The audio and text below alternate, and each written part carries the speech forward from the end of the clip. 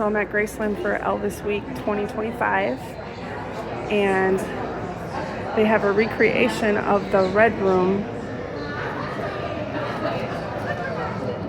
that Elvis had it in the 70s.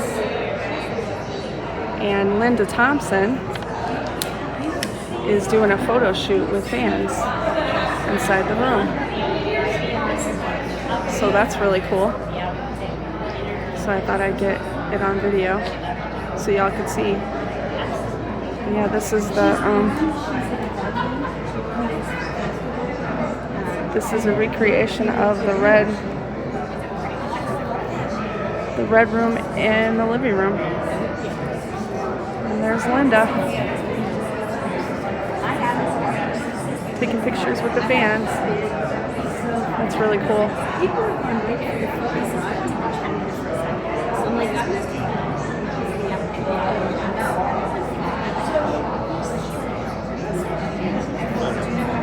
Just thought you guys would like to see this because I thought it was really cool. And then over there is Angie Marchese, the vice president of archives, talking to everybody. But there's Linda.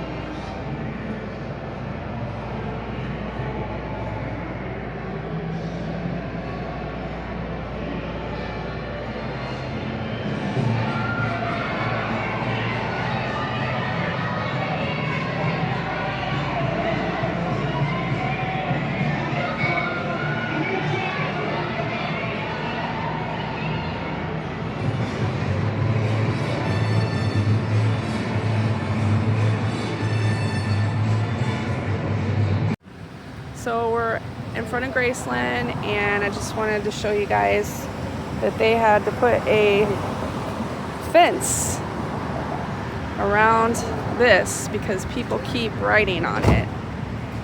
And I'm actually glad that they did that because I think it's ridiculous that they kept writing on it and wouldn't stop. So they kept having to replace it. So now they have a fence up. So you can't do that anymore. It's from the National Bank of Commerce, and it's out of the Presley Payroll Expense Account, and it's made to Colonel Tom Harker in the amount of $947.71. And in the notes it typed in, it says, for 25% commission and royalty earnings for phonograph instrument sales, RCA phonograph total earnings were $3,798.85. And the date is January 5th, 1956. 5th, 1956. And it also is signed by Elvis. You're holding a check that Elvis signed. Oh my God. Tracy. She is. She's shaking up here. I was born 4 years later. Tom was born 4 years later. Would you like to show this around, Tom? This is my birthday, January 5th.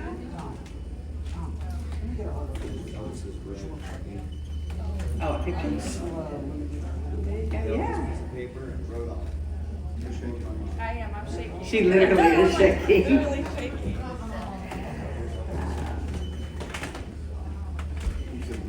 You sit next to me? Okay, so this is a telegram. So back in the day, before Texas, before instant messaging, there was a such thing as Western Union telegrams. And whenever you would send a telegram, the person sending it got a copy as well as the person who received it got a copy, so you could prove what you said and things like that. So this actually is coming from the Madison, Tennessee office. It's February 13th, 1957, going to the Riviera Hotel. And it is addressed to... Oh, Harry Belafonte. Wow. Yeah, Harry Belafonte. So it says, Dear Henry, today, this is great because this is Colonel, pure Colonel. Today is, in quotes, that great getting up morning, in quotes again. We know you will be a big hit like Danny Boy.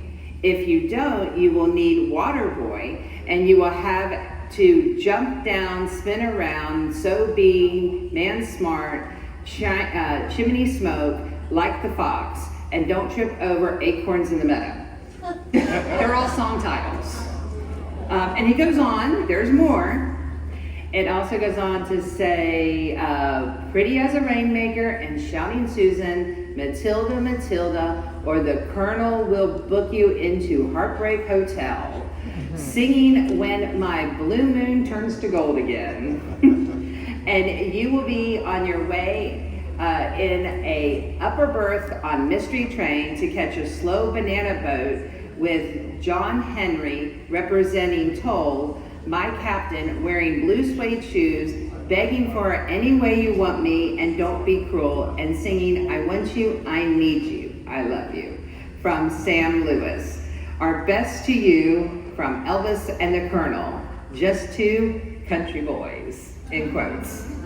So Colonel did that a lot. There were a lot of fun telegrams that went from Elvis and the Colonel to several celebrities, and he would use song lyrics and song titles in the telegram body to get his points across, to get his message across. And what's also interesting is that a lot of the fan mail that was sent to Graceland from the fans, especially back in the 50s, they wrote the song lyrics as well to Elvis. So it's kind of a fun little combination world there. So yeah, so this was to just one Harry Belafonte. And then this right here is on Colonel Tom Parker letterhead out of the Madison office. And this is a settlement statement from February 16th, 1961. And this is for the publishing, the Tree Publishing Company. So the contract that is being passed around, this is a settlement statement from that contract, but this is in 1961. So it's from Tree Publishing Company. It says royalties due to Elvis Presley for Heartbreak Hotel and Heartbreak Motel for a period ending December 31st, 1960. And the statement was for $841.31. And so these kind of receipts would accompany any checks that were sent from Colonel's office to Elvis to put in the bank for royalty statements. Isn't that kind of cool? So enough with the paper. You know, we love to say that Elvis was, you know, he's the king of rock and roll, but he also could have been known as the king of bling. And Linda Thompson likes to say, one thing you never heard Elvis say when he was dressed or had on his jewelry, is this too much? Is this too big? Should I go something smaller and more subtle? This first item I have here is a ring that was given to Elvis when he performed at the Louisiana Hayride in 1955.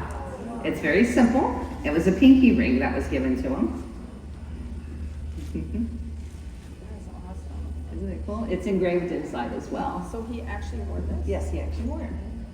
What does it say inside? It's, I don't know if we can see it in the light. I can't see it in the light, but it does say, it's dated. It's, that's how we knew what it was from. The lights up here are not that great. But, so that's a pretty simple ring. You know, very classy, very understated. Yeah. Holding a ring that Elvis wore. That's crazy. This is It's a ring from still Elvis shaking. on tour. Oh my God. Oh, wow.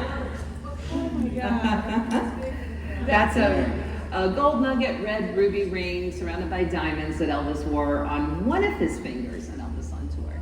That's my favorite documentary too. That's amazing. Well, now when you go back and watch him on stage, and you'll see that ring. Is it when he's wearing the powder blue suit? Yes. Mm-hmm. Yep.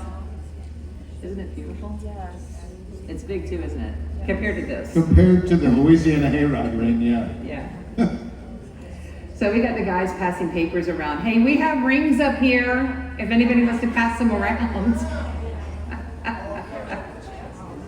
Anyway, so I just thought I would bring a couple things out related to Colonel Parker. And then, of course, I had to do the Elvis on Tour ring because who saw Baz's video this morning on Instagram?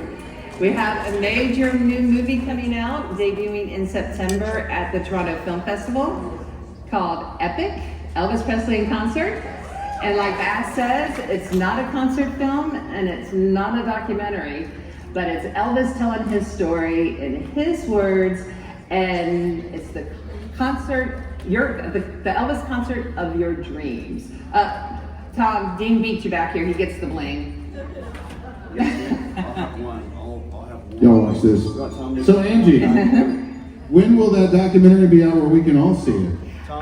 That's a good question. Oh, come on, I man. can't share yet.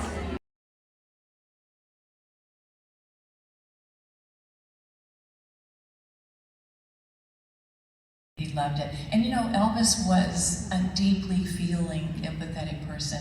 He loved sad songs. He loved sad songs like Softly, I Will Leave You Softly. He loved that song.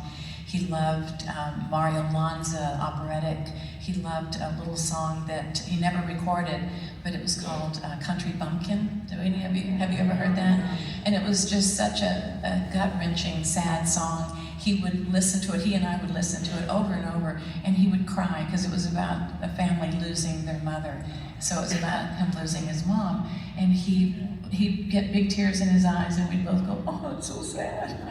And then we loved hearing and listening, and he loved singing sad songs. And he used to say, he had so many profundities when he would speak. One of the things he said was, there is great joy in sadness, because it also carves into the depth of your being. And it's so true. Even the Khalil Gibran, the prophet, says, the deeper the sorrow carves into the heart, the more joy it can contain, because it hollows you out, to feel more. So, and he recognized that. He was very philosophical. He was very well read, very bright. A lot of people don't know that, but he was a voracious reader and really studied all kinds of religions and was a fascinating individual.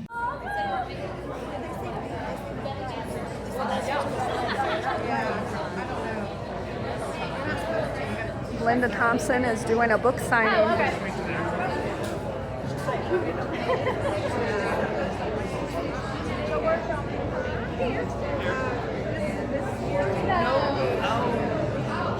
It's a birthday, actually. 3 years. Where does she live? East Tennessee. Okay. About Knoxville. Okay. I was thinking she lived in. Oh no, well, he lives in Illinois, of course. I'm on the coast. Yeah, we all do. We all do the same.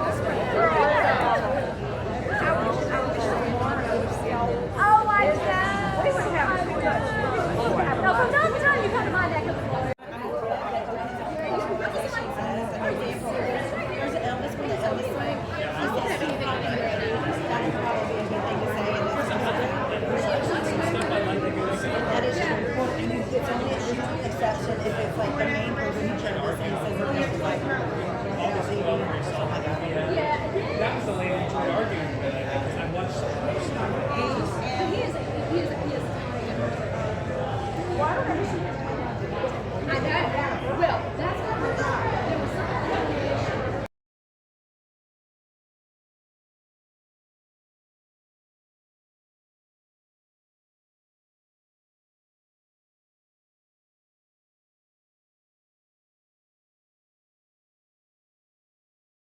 I gotta say one thing. One of my favorite scenes in the movie was when we were in the inside. It was done in Hollywood. We were inside, and he sings a song to us. He's singing. We're sitting in bed, and he's with Arthur O'Connell and Andy, and he's singing a song. And name of the song on top of my head.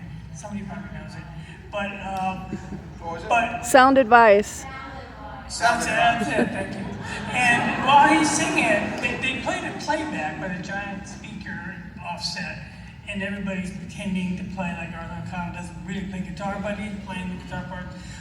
And Elvis sang the part live. It was not, there was no microphone on, because they were running it off the recording, and that's what was fed in, but he actually didn't lip sync, he sang the damn part, and he sang it to us. I was like, having somebody just sing you that right to your face was so awesome. I gotta tell you, that's made it very personal. That's cool. It's a memory I'll always remember. But we had another experience during that same scene. There's a couple photos out there that we were supposed to snap our fingers with that music. Well, at 8 years old, we couldn't snap our fingers. So there's a picture of Elvis sitting down and the director both trying to teach us how to snap our fingers. We failed miserably. We wound up clapping. We were clapping instead. They had us clap our hands. Did you ever learn how to snap? Oh, yes. Yes!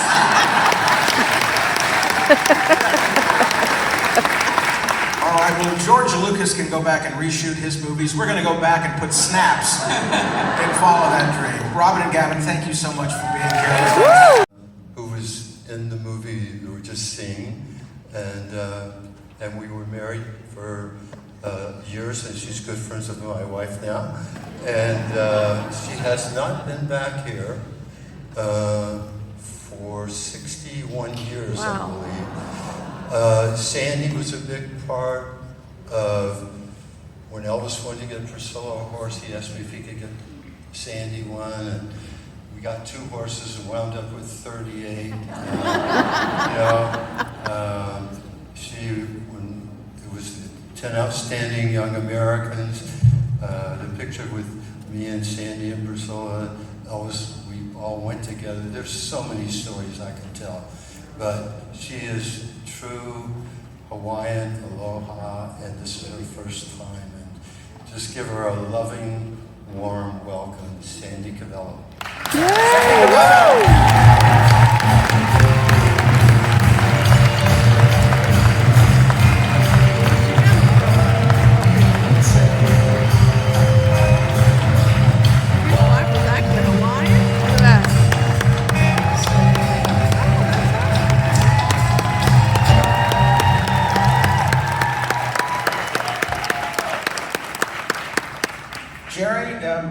To hear that for her, what do you think? To be able to come to these fans and be a part of our lives now, Sandy, thank you for being here. Yeah, and well deserved. And Elvis loved this lady, I'll tell you. Now, tomorrow at Conversations, we're going to talk in depth about Jerry and Sandy and the experiences they had while they were living here at Graceland across the street. Right now, we're going to talk about the movies. And Jerry, you're going to be back a little bit later to talk about Elvis and the movies. Thank you for bringing Sandy out. My pleasure. Have fun. Aloha. Oh my goodness. Now, we talked on the phone a few weeks ago, and you said, I've never really done this. I've never really shared my experiences about Elvis. Will they care about what I have to say? And I think you can see that they do. Now, like I said, tomorrow we're going to discuss, your relationship with Jerry and Elvis and just the world of Elvis that you were a part of, especially at the mansion. But right now we're talking about Paradise Hawaiian Style. First of all, you were a dancer in the film. How did you get your role? And what was it like for Elvis coming to Hawaii? I mean, obviously you guys knew who Elvis was, but he had a great love of Hawaii. And you became a part of that film. How did that happen? Tell us. I was a student at the college there called... Put your mic up. There you go. I was a student. She's new at this. I'm new at this. I have no idea. I have to hold it like this. Can you hear me? I was a student at BYU Hawaii. At that time, it was called Church College of Hawaii. And I had attended, I was in my freshman year there. So during the summer, I auditioned to become a dancer at the Polynesian Cultural Center.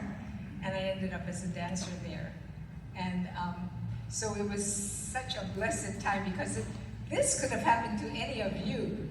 You know, that being a student somewhere and someone coming to film, and all of this magic could have happened to you. Well, I was just blessed to be there at the right time, you know, and we didn't know, being a dancer, we have all of these tourists that come through, but they were there filming for a whole week, you know, and we as dancers did some of the things that you saw in the big group. We were a big group of students, and we were all students from all over Polynesia, not only Hawaii.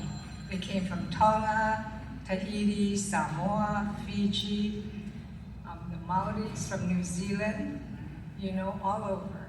And wonderful, wonderful experience being there as a dancer.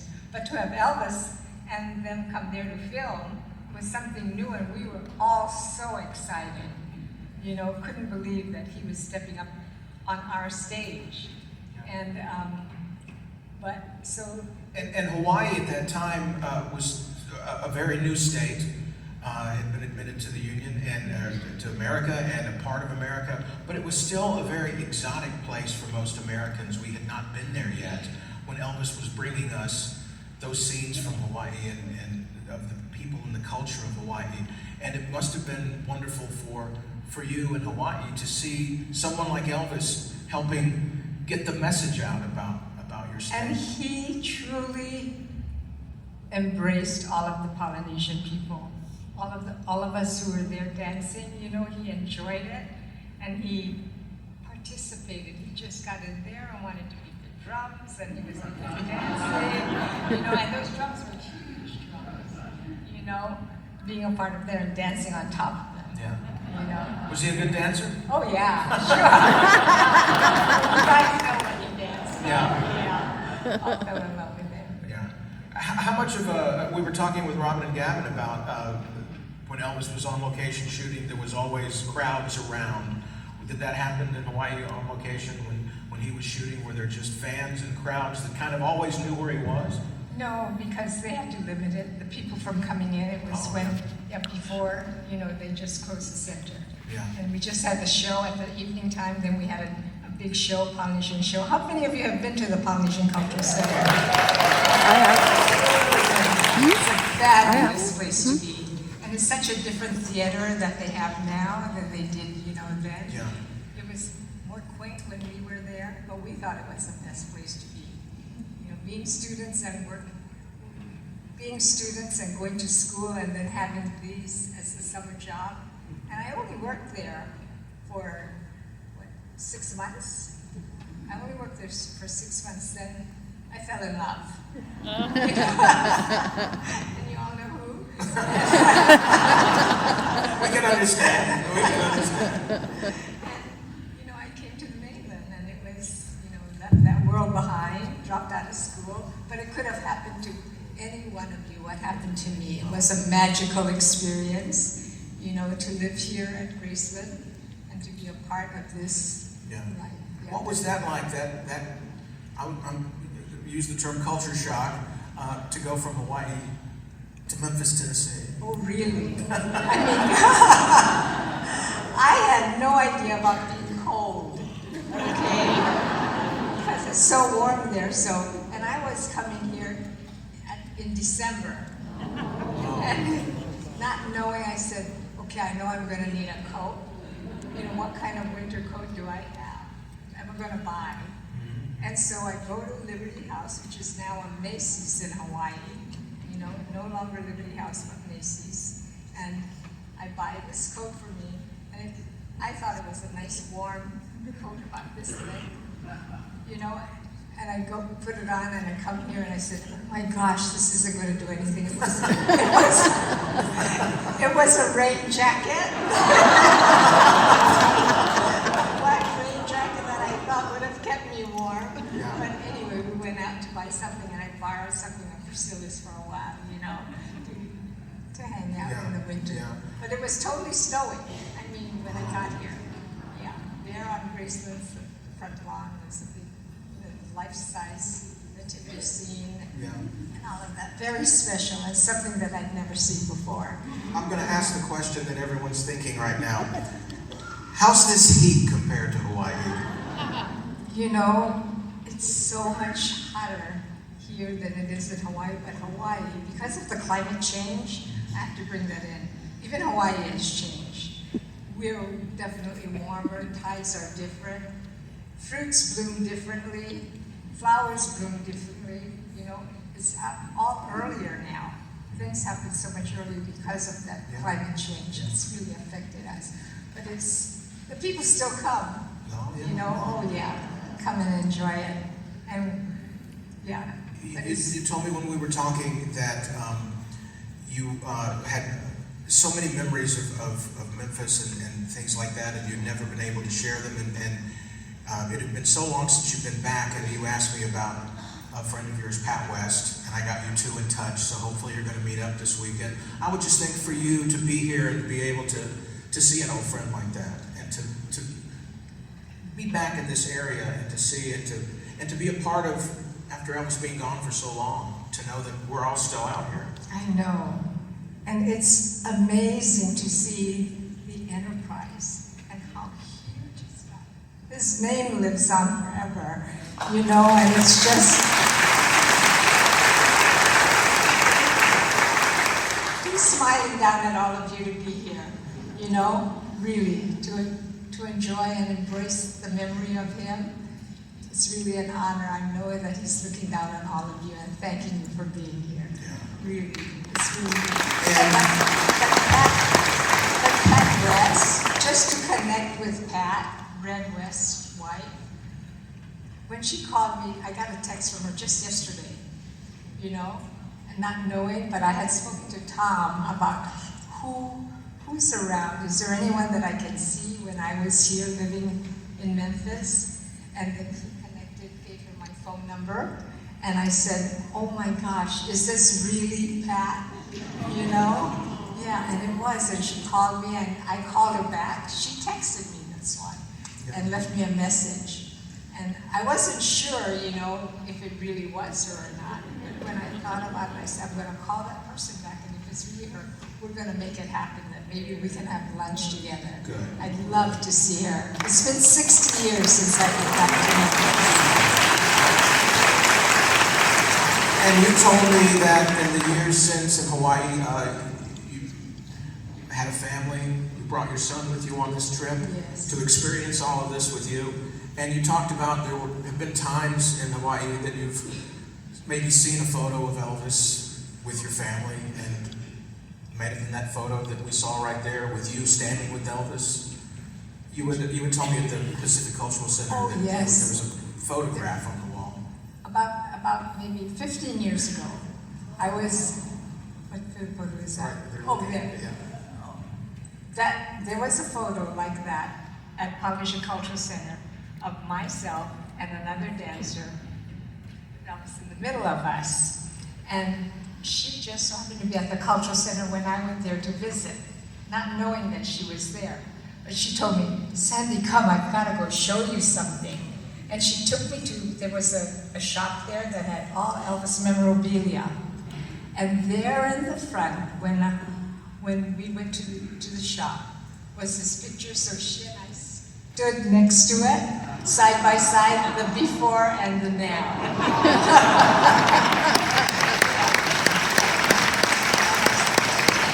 Tom, you know, it was so funny seeing that there. Yeah, how we've changed. Before and after, beautiful both. Thank you for being here. Woo! Sandy Novello, please come to Conversations tomorrow. We're going to have more. That you were able to do that with Elvis, and it's like I can still hear him, and it's and I just wish there was a way that, well, you can't do a duet by yourself, you know. Oh no. I don't want to do a duet, but What duet? Well, Signs of the Zodiac. If we just had an Elvis, you know, to stand in for Elvis. What? Oh, what about Dean? May we have this dance? Watch your zipper.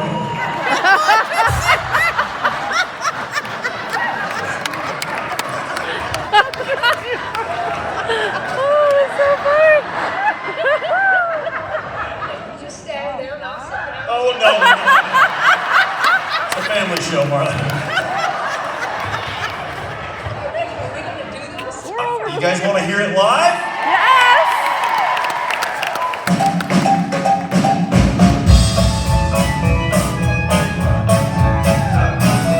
Billy is a favorite sign of love. Billy has a one-track mind. He's great in the kitchen and never complains. He's the happily married kind. Hope is there in your future if you just look around. You don't know your strategy from the hole in the ground. Signs of the zodiac. Signs of the zodiac. The future is in the little signs of the zodiac. So great.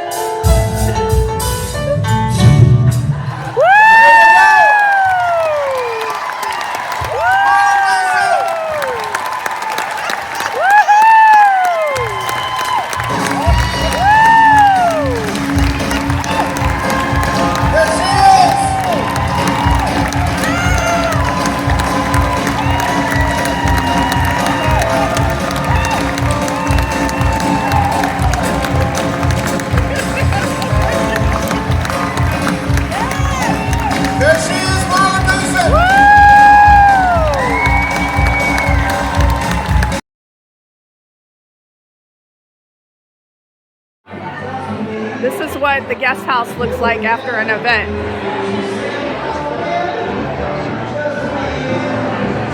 At Elvis Week.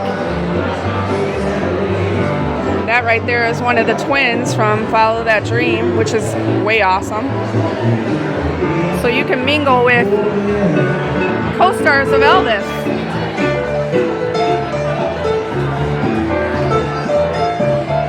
So those of you that think that Elvis Week is nothing, this is what happens at Elvis Week.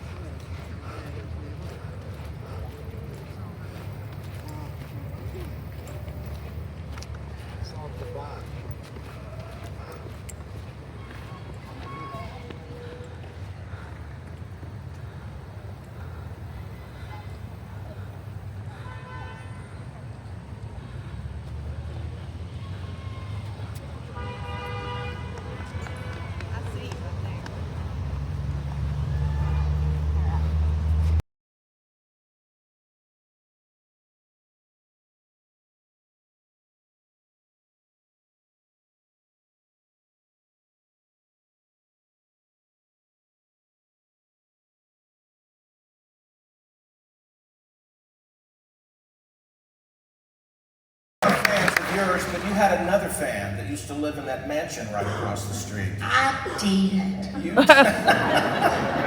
What a hunk. And I was only 10 and I knew it then. One of the sweetest people I've ever known. Yeah. He was truly a giver. He loved his family. He loved his fans. He was loyal. And in the business that we're in, sometimes you run into some curves that you can't straighten out, but it's just a bump in the road. And the people that love you understand that. And boy, did we love him. Right? Yes. You've seen so many wonderful performers, worked with so many incredible, legendary performers, but the look on that little girl's face is still the look you have now. Oh, well, everything else is old, but I've got all my teeth.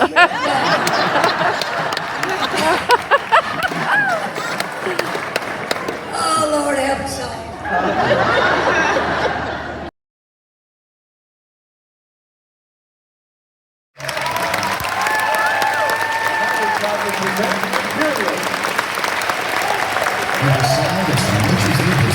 The Imperials became one of gospel music's most respected quartets and an essential part of Elvis Presley's musical journey. When Jake Hess formed the Imperials in late 1963, the original lineup featured Hess, Cheryl Nielsen, Armin Morales, Gary McSpadden, and Henry Slaughter. They signed a television contract and their weekly show aired in Memphis, Tennessee, eventually catching the attention of one very important viewer, Elvis Presley.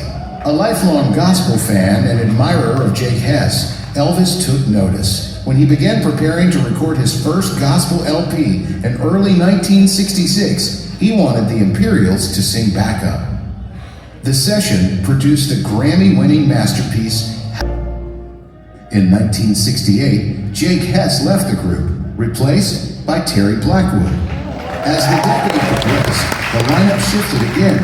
From 1969 through 1971, the live show lineup, Jim Murray, Armin Morales, Terry Blackwood, Joe Moscheo, Roger Wiles, and Greg Gordon became a fixture on Elvis's concert stages, especially during his legendary Las Vegas engagements.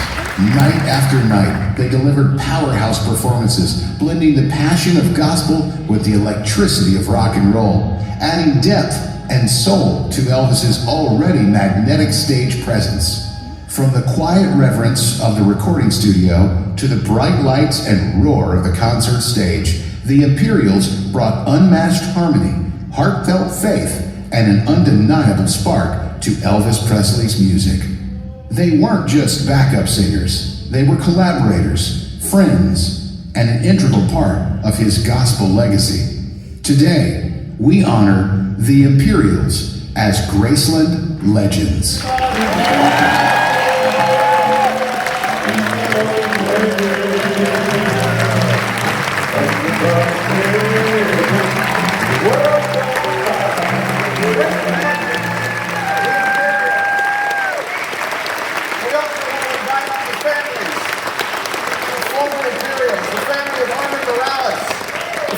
Joe Moscheo, the family of Cheryl Nielsen. We would also like to have awards for Henry Slaughter, Jake Hess, and Gary McSpadden, all members of the Imperials with Elvis. For you and your family, welcome Graceland legends.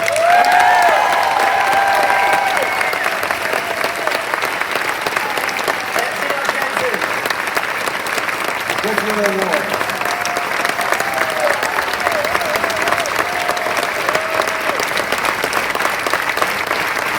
Congratulations, Terry.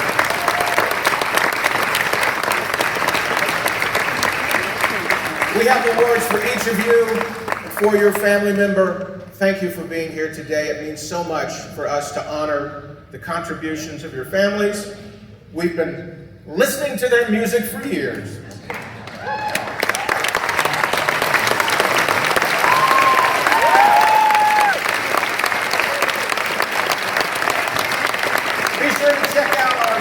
Luggage shop to get yourself an extra piece of luggage to take home your award. There's a reason they're so large and heavy. You got to be in shape to hold these things. We do want to thank you all for being here and sharing your talent with Elvis and with our Elvis family. Thank you for having me. Thank you very much. One more time. The newest inductees in the Graceland Legends.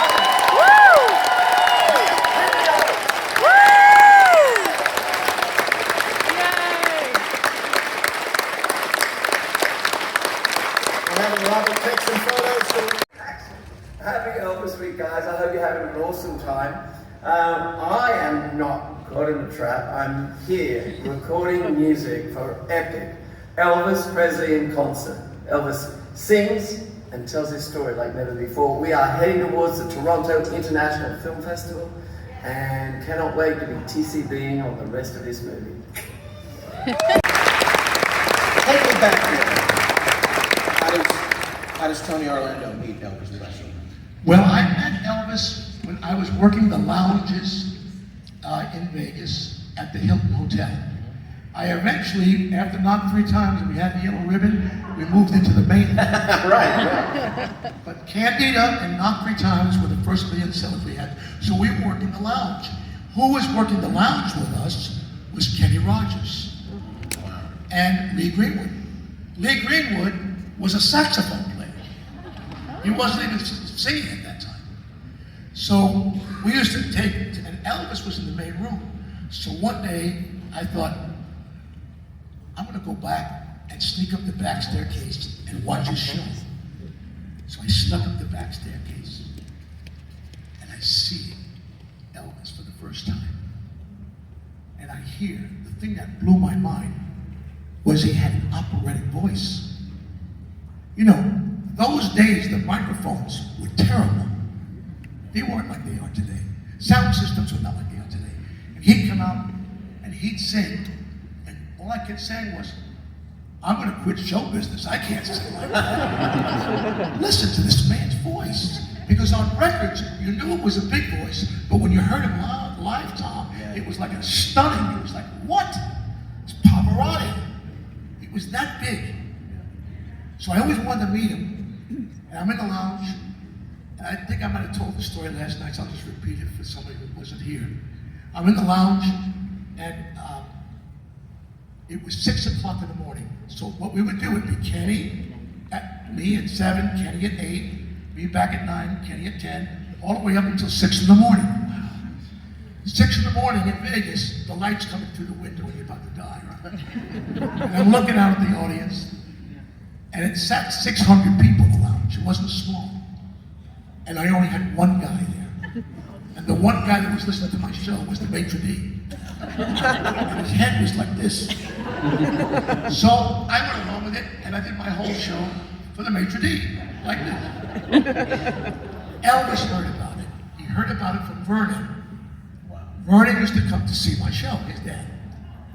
So he said, Elvis, Tony Orlando was working to one sleeping guy last night. So I'm on the stage now, let's say it's 10 o'clock show, after his show, 11 o'clock. And the place is packed. And I could see, everybody turn around. You see that? Just turn around. You see that, how white that is? You see that shadow on the wall? That's what I saw in peripheral vision. I saw white greatness to my right. And I thought, no. And I look over, and there he is, and he walks across the stage because he felt sorry for me. So he walks across the stage, he comes up to the microphone, and I swear this is true, he went, thank you very much. And he walked across, and he didn't know that there was no stage left. That stage left was the bar. So I look over to him and I go, all right, buddy, now what are you gonna do? I knew I had him. I had the great Elvis Presley where I wanted him. Where he couldn't escape. Where he couldn't leave. And he had to do everything I asked him to do. And he did, he came back, and from that day on, we became friends. And then every morning after that, I would have breakfast with Vernon. And Vernon would give me advice. Don't get too many comps. Save your money. Make sure you get a good lawyer. Only keep an accountant 5 years. Get rid of them after 5 years. All kinds of advice he would give me. And I became friends with Vernon first, and then Elvis. Okay. Now it's time tonight where we will hold our candles high and let the world take a look at the Love this year on Elvis Presley Boulevard. Yeah, how'd they do that? What did I miss? How did you like that?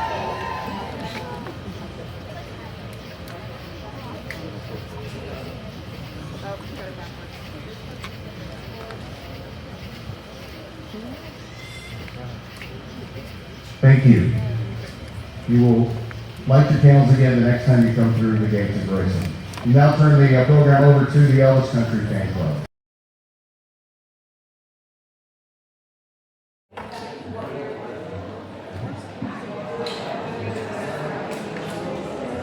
We're at the brunch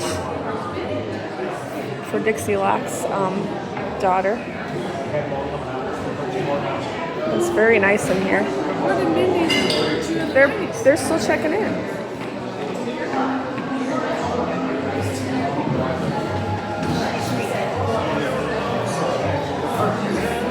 Grab us a seat somewhere, Carrie.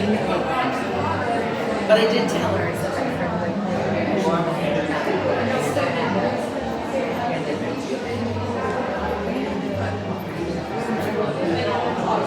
Hey, Tish. Tish is here and Ron Strauss. Well, this is really nice. Really nice event.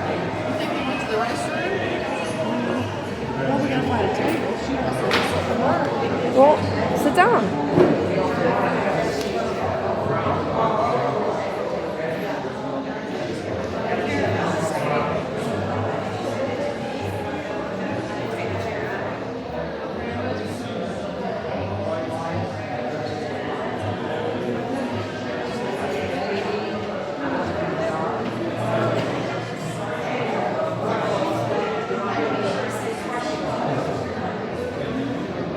This is a really nice place.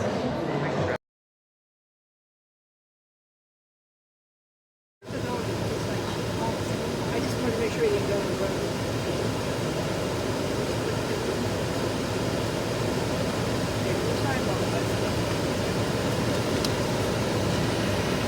Got it. That is awesome. I hope I can find it after the helmet. So we just came from Dixie Locke's daughter's event. Legend. We did it. And we're going to Dixie Locke's grave. And she gave us flowers and balloons. Oh, did you hear that? That's awesome. One for each of us and one for Christy. Oh my So the one. I think she's getting it. Oh, I thought it was. We found Dixie Locke's grave. We'll just do it. Yeah, we do it. It's, Yeah, hold on a minute, honey. it's here for the remembrance. Yeah. Oops, we're not gonna. Here. We can cut them, but. So where is he going to be? He's going to be next to her, right? Wouldn't he be on the same thing? They do front and back. Oh, okay. So I think I don't know. I better not say that because I don't know for sure. tie these? Yep. Sometimes they do them on top. You know, I don't know. How they do it here. weird. Yeah, I'm not sure. It's going to tie them together Oh, he was in first. Vietnam. Join you guys. Oh, no. And then you have to We're send about the to put send these the roses picture and to- balloons on You have to send Dixie's this picture grave. to Christy then. Yes.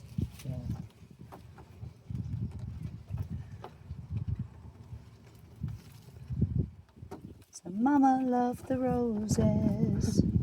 Oh, you have a nice voice. You put them. Oh, no, I don't. In the yard. I wish I Take a did. compliment, I wish dear. I did. Oh, thank you. All right. Have I got? Did I? You did well, mate. Yeah. Did you tie it in a knot? Yep. Yeah. Hang on. Oh, bring that white one up a little. Is it gonna Yeah. is it I'll gonna take that out. fly away and then take the flowers with I was it? just gonna say that, like up. Well, I don't want to break it. It's okay. We'll face it towards that way for Kristen. Let's put it here and see what we can do. Maybe we can tie the string around the thing Yeah, when the it goes cone when it when it goes in goes the in, ground. tie it down there. Here you go. Push it in. Push it in the ground. And then we'll do yeah. I've got a book here too. If you want.